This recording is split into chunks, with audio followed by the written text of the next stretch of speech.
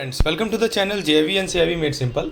In this particular video, we are going to discuss IIBF AML KYC examination memory based question which happened on 28th June 2025. So I will explain each and every options which for what is correct, what is incorrect. Each question has separate 4 options and they will tell you the 4 different concepts. So it is going to be a very conceptual video, and you know the concept gets repeated in the examination. So whatever concept you will learn from this particular video will help you to solve the questions which will be asked in the upcoming examination. So let's get started. First of all, try the question on your own and then see the explanation. So the first question that was asked is related to that which of the following statement about the Egmont Group of Financial Intelligence Unit is correct, right? So option A say it is a formal organization established by the United Nations to regulate the banking system. Option B, it is an informal network of FIU aimed at promoting cooperation in information exchange, training and sharing of expertise. Option C, membership in the Egmont Group is optional for FIU under the FATF 2012 standards. Option D, it has published only the Egmont Charter and nothing else and currently has 100 members. Very good question it is. So let's see option wise. First of all, option A. Why this is wrong? Because the Egmont Group is not a UN body. It says United Nations body. No, it is not a UN body. First of all, it is not an informal organization. Rather, it is an informal organization, not a formal. It does not control bank, right? It said to regulate banking system. No, the Egmont Group does not control bank. Rather, it helps financial intelligence unit share information to catch criminal. You can think of it like a WhatsApp group of detective from different countries. They share tips but don't make laws. Now let's look at option number B. Option B say it is an informal network of FIU aimed at promoting cooperation in information exchange, training and sharing of expertise. Why this is correct? Because exactly right. The Egmont Group is like a global club of FIU. Their job is to help each other share information, train and fight financial crime like money laundering. Imagine police from different countries meeting to swap fighting tricks. That is the Egmont Group. What about option C?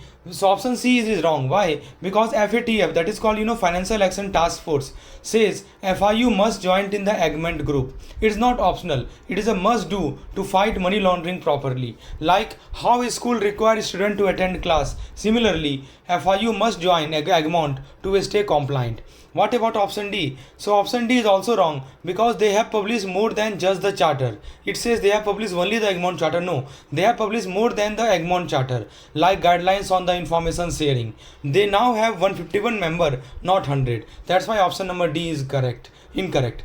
Saying they only have one document is like saying YouTube has only one rule. No, there is a way more.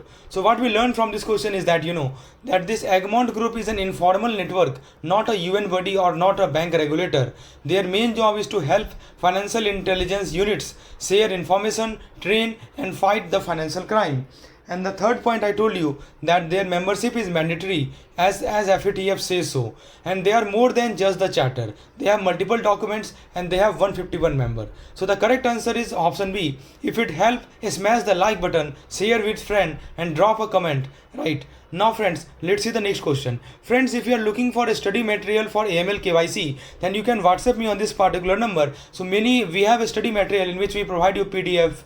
In PDF includes unit-wise theory, unit-wise MCQs and previous year question. Many aspirants of AML KYC have cracked the exam previously using our material. So you can also join their league. For more detail, you can WhatsApp me on this particular number. Now, let's see the next question that we have. So the question number 2, which were asked in the examination was like this, So we are breaking question is which of the following statement about Wolfsburg Group is correct? Option A, it is an association of 13 global banks formed in 2000 to develop framework and guidance for managing financial crime risk, especially in relation to KYC, AML and CFT policy. Option B, it was created by the United Nations to regulate financial institutions worldwide and enforce AML law. Option C, its primary purpose at inception was to prepare AML guideline for public sector bank. Option D, it only focuses on CFT measure and does not issue guidance on KYC or AML. Very, very good question. This question is regarding the Wolfsburg Committee. So option number A is correct because this Wolfsburg Group, it is a club of 13 big banks like HSBC, like Citibank, etc. It was started in the year 2000 to fight financial crime. Their main job was to create rule and best practices for KYC, which means know your customer, checking who client really are, AML, which means anti-money laundering, which means stopping the dirty money, and then CFT, which means counter-terrorism financing, which means the blocking the terror fund. You can think of it like a group of top chefs making food safety rule, but for bank instead of restaurant. Option B says that it was created by United Nations to regulate financial institutions. This is wrong. This is not a UN group. It is a private formed by the bank themselves. Right? It is a private group. They are formed by the bank themselves. UN has nothing to do with that. And second point is that does not enforce law. See, it only give guidance. It does not enforce any law. It is simple example. It's like a car club making safe driving tips, not the traffic police handling out tickets. Option C, its primary purpose at inception was to prepare AML guideline. This is wrong because it started for private banking, wealthy clients, not government banks, right? It is saying for public sector banking. This is wrong. It was started, for wealthy clients for private banking, not the government banks. Later it was expanded to cover all banking. Like a luxury watch brand, first making rule for gold watches, then later for all watches. What about option D? It only focus on CFT measure and does not issue guidance on KYC or AML. So why this is wrong? Because it cover all the three, KYC plus AML plus CFT, not just terrorism financing. Simple example I can give you. Saying it only does CFT is like saying Netflix only has action movie. No, it has everything. So friends, what we learned from this particular question is that Wolfsburg Group is a 13 big bank teaming up since the year 2000. Their main job is to fight financial crime with KYC, AML, CFT guidelines, and they are started for the private banking. Now cover all. They are not, not a UN regulator, just a best practice advisor. They are not UN regulator, rather they advise the best practices. Now, then the next question that we have is very good question regarding the CCO, Chief Compliance Officer. So the question is, which of the following is not a duty or responsibility of the Chief Compliance Officer as head of the compliance function? So not a duty. Remember, the keyword is not. Option A say, apprising the board and the senior management on regulation, rules, standards and development. So option B say, conducting an annual compliance risk assessment and preparing a risk-oriented activity plan for the approval by the ACB Audit Committee Board.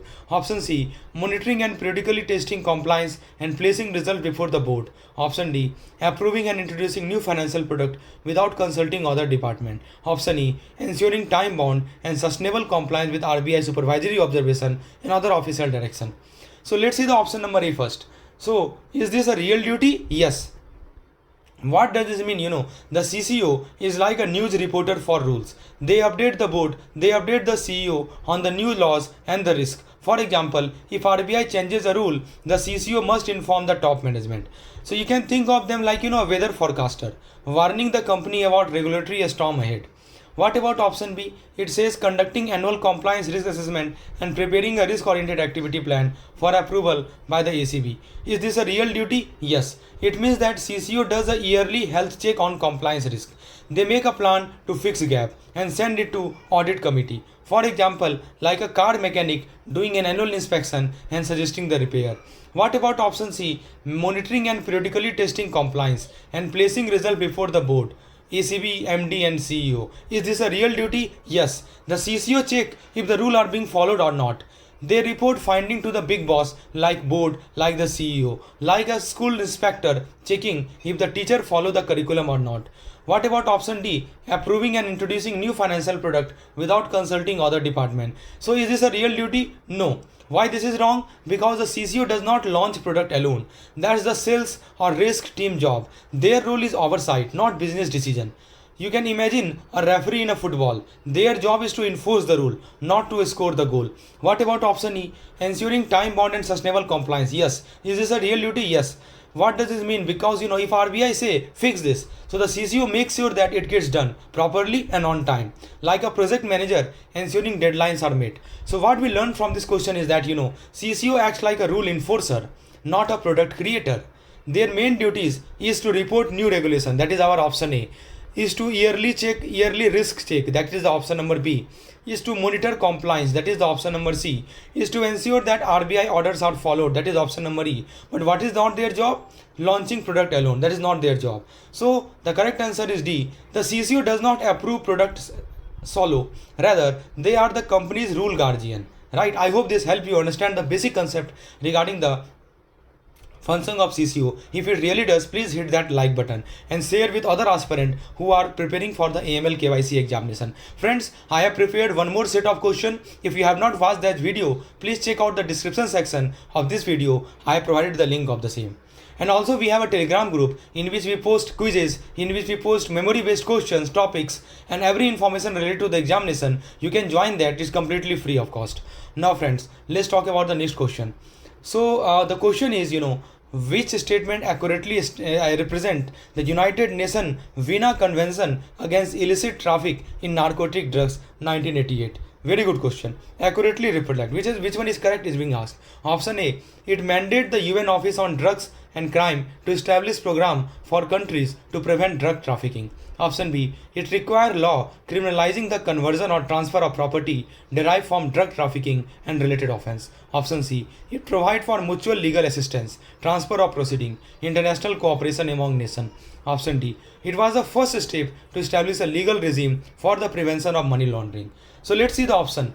Option number A suggests that it mandated the UN Office on Drug and Crime, that is called UNODC, to establish program for country to prevent drug trafficking.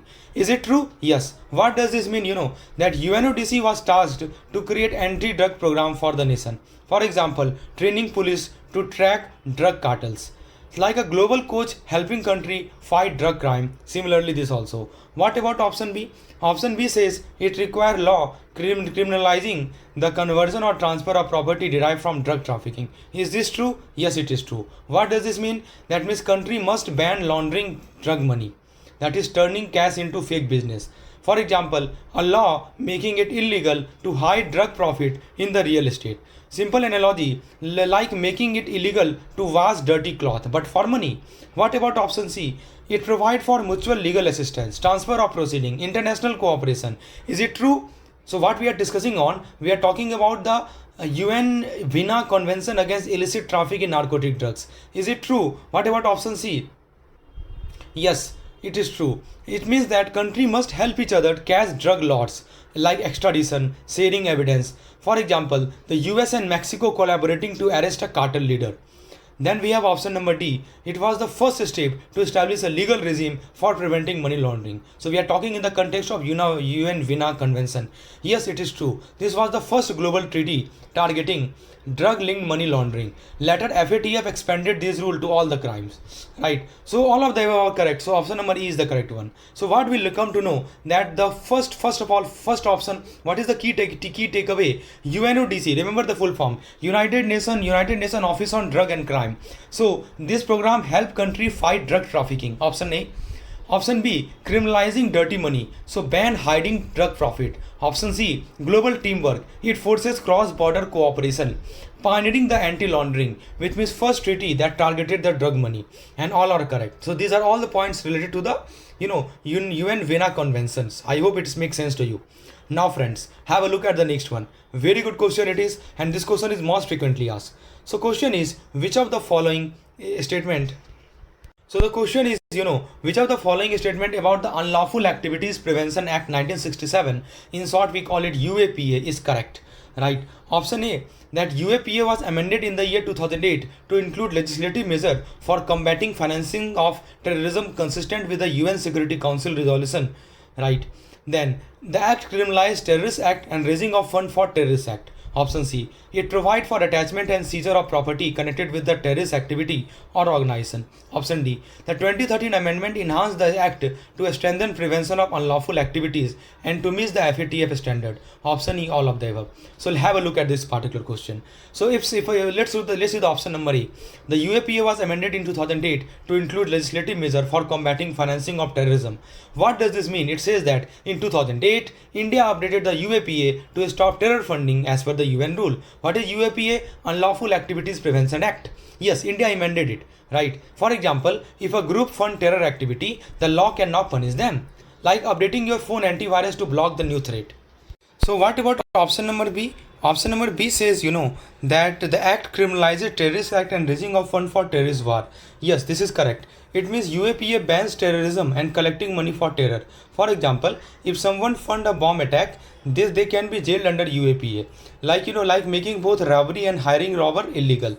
What about option C? It provides for attachment and seizure of property connected with terrorist activity or organization. Is this correct? Yes, it is correct. It means that police can freeze properties linked to the terror group. For example, if a terror group own a house, the government can seize it, like confiscating a thief's stolen car. What about option D? It says the 2013 amendment enhanced the act to strengthen prevention of unlawful activity and to meet FATF standard. Is it correct? Yes, it is correct. It means, in 2013, India make UAPA stronger to stop terror funding as per FATF rule. For example, bank now reports suspicious transaction linked to terror, like adding new security camera in a high crime area. So the correct answer to this question is all of the above, right? So A, B, C, D all are true. So answer is E. So what is the key takeaway from this question is that 2008. So we are talking in the context of UAPA. What is UAPA? Unlawful Activity Prevention Act 1967. In the year 2008, there was an update. Just I'm taking you the key takeaway, right? I'm summarizing the fact. In the year 2008, UAPA added anti-terror funding rule, which is backed by UN. It bans terrors, it bans funding, it punishes both act and money raising. Property seizure, I told you, government can freeze terror-linked asset. 2013, it was again updated, made law stronger to meet the global standards. 2013 amendment enhanced the law to strengthen, to meet the global standard that is called FATF standard. So the correct answer is all of the above. Right, so UAPA is a very, very powerful law against the terrorism. If it helps, do smash the like button. Now friends, have a look at the next one. So this question is regarding the CCR. Yes, very good question it is. So the question is, which statement about counterfeit currency report, or we call it CCR, is incorrect. Right, option A, CCR cover all cash transaction where counterfeit currency notes have been used. Option B, CCR also covered transaction involving forgery of valuable security or a document that facilitate the transaction. Option C, the report is required to be submitted monthly by the 15th of the next month. Option D, CCR must be filled immediately on the same day the counterfeit note is detected. So these are the options, and question is asking you to find the incorrect one. So let's see the option A. Option A says CCR cover all cash transaction where counterfeit currency notes have been used. Is this true? Yes, it is true. What does this mean? It means that if fake cash is used, even rupees 100 rupees note, bank must report it via CCR. For example, suppose a shop deposit 10,000 rupees, but 2,000 rupees is counterfeit. So CCR has to be filed. Like a fake ticket at a concert, security must be alerted. What about option B? So if you look at the option B, it says that CCR also covered transaction involving forgery of valuable security or a document that facilitate the transaction. Is it true? Yes, it is true. What does this mean? It means that beyond fake cash, CCR include forged check, bond, fake ID, which is used in the transaction. So beyond fake cash, CCR include forged check, bonds or fake ID. For example, someone deposited a fake fixed deposit receipt. So CCR has to be filed. For example, I will give you an example like reporting both fake money and fake passport at the airport. What about option C? The report is required to be submitted monthly by the 15th of the next month. Is this true? Yes, it is true. This means that bank don't report daily. They compile cases and submit by the 15th of next month. For example, July fake note are reported by the August 15, like submitting a monthly school attendance report, not every day. What about option D? CCR must be filed immediately on the same day the counterfeit note is detected. Is this true? No, this is incorrect. Because CCR is not a same day, it is a monthly by the 15th. Only urgent report like terror funding needs immediate filing, not CCR. Imagine reporting exam cheating monthly versus calling police right now for a fight. So what is the key takeaway from this question is that, so option number D is the correct one, right? This is incorrect. So what we learned that CCR cover fake cash and CCR cover the fake document. Option number A is about fake cash, option number B is about the fake document. Reporting timeline for CCR is monthly by 15th, not same day.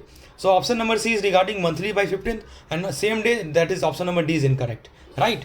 So the incorrect statement is D. CCR is monthly, not the instant.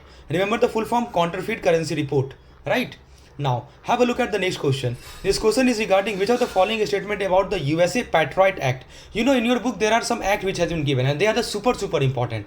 Question are asked every year, every examination regarding these acts. So you must make sure to go through these acts. Question is which of the following statement about USA Patriot Act of 2001 is correct? Options are: it criminalized the financing of terrorism and strengthened customer identification procedure. Option B: it prohibit dealing with foreign cell bank and require enhanced due diligence for correspondent and private banking account. Option C: it improves information sharing between financial institution and the US government, including voluntary sharing among institution. Option D: it imposes special measure on jurisdiction or transaction deemed primary money laundering concern and uses a bank AML record as a criteria for merger and acquisition. Very good question it is, right? So option A, let's start with option A. It criminalized the financing of terrorism and strengthening customer identification procedure. We are talking in the context of USA Patriot Act. Yes, it is correct. The act made it illegal to fund terrorism, like giving money to terror group. Bank now verify customer more strictly, like making it illegal to pay a hitman and requiring ID check at the bank. Option B, it prohibit dealing with foreign cell bank and require enhanced due diligence for correspondent and private banking account. Is this correct? Yes, it is. What does this mean? Cell bank are the fake bank with no real office. They are banned. Bank must double check high risk account, like foreign client account. For example, like banning fake company and doing extra background check on suspicious client. Option C say it improve information sharing between financial institution and the US government, including voluntary sharing among CFATF is an organization of 27 Caribbean basin state established in the year 1992. Option B, in May 1990, a representative from the Caribbean and Central America identified 19 region specific issues which were adopted in the November 1992. Option C says CFATF issues public statement reviewing the jurisdiction based on measures taken to address deficiency found in mutual evaluation. Option D says CFATF primarily work on drug trafficking prevention and does not focus on financial crime. Option E say A, B and C are correct. So let's see which option is correct regarding it. So let's see the option number A. Option number A is that it is an organization of 27 Caribbean basin state established in 1992. Is it correct? Yes, it is correct. What does this mean? It means CFATF is a group of 27 Caribbean or Central American country working together. It was founded in the year 1992 to fight money laundering and terror financing, like a neighborhood watch group but for financial crime in the Caribbean. What about option B? Option B says in May 1990 representative identify 19 region specific issue adopted in November 1992. Is this correct? Yes, it is correct. What does this mean? Because it means that in the year 1990, Caribbean leaders listed 19 unique problems like cash heavy economy, tax haven. By 1992, these become official rule for the CFATF, like a team brainstorming solution before launching a product. What about option C? Option C says the CFATF issues public statement reviewing jurisdiction based on measures taken to address deficiency. Is this correct? Yes, this is correct. Why? Because it means CFATF great country on anti-money laundering effort. If a country fails, they are publicly named and given time to improve. For example, like a report card for country, pass or fail with consequences. What about option D? The CFATF primarily work on drug trafficking prevention and does not focus on financial crime. Is this correct? No, this is the wrong option. Why this is incorrect? Because CFATF does not just focus on drug, it tackles all financial crime, money laundering, terror funding, etc. And it follows the FATF standards, global anti-money laundering rules. Like saying CFATF only fight drug is like saying a firefighter only put out kitchen fire. No, they handle all kinds of fire. Option E, A, B and C are correct. So yes, this is the correct answer. Since A, B and C all are true, D is false. So E is the right answer. So what we let's summarize what we get to know from this particular question. I told you that CFATF is a combination of 27 Caribbean nations fighting the financial crime. That is option A. It was founded in the year 1992 based on 19 regional issues. Option number 2. Option C says publicly rate country. Yes, it publicly rate countries on anti-money laundering progress. That is option C. Option D, not just drug. It covers all types of financial crime. Right. So the correct answer is option number E. A, B and C are all correct. Now friends, the question is which of the following statement about cell bank sale companies and sale bank is incorrect. Option A sale company generally conduct no real business operation and may exist only on paper. Option B, sale company can be used to create an appearance of legitimate transaction through false invoice and fake financial statement. Option C, sale bank are bank without real banking activity and can be used to launder money.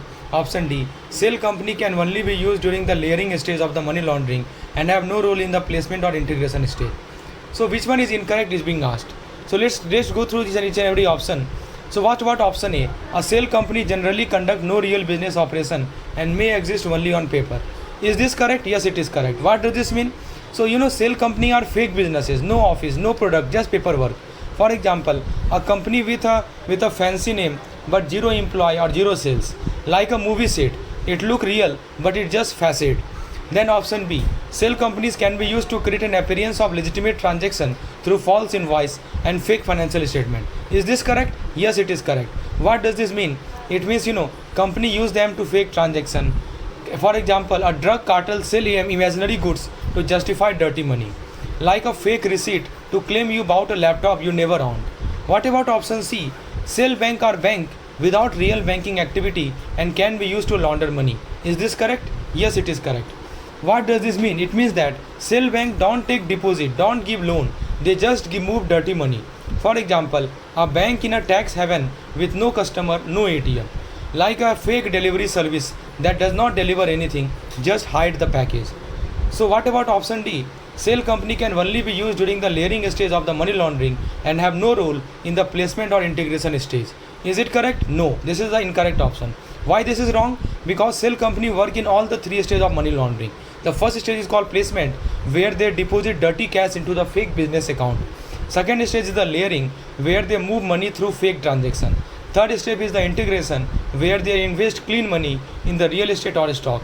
Like saying a Swiss Army knife only open bottle. No, it does way more. So option E, these entities may conceal the beneficial owner and are often located offshore, where access to record is difficult for law enforcement.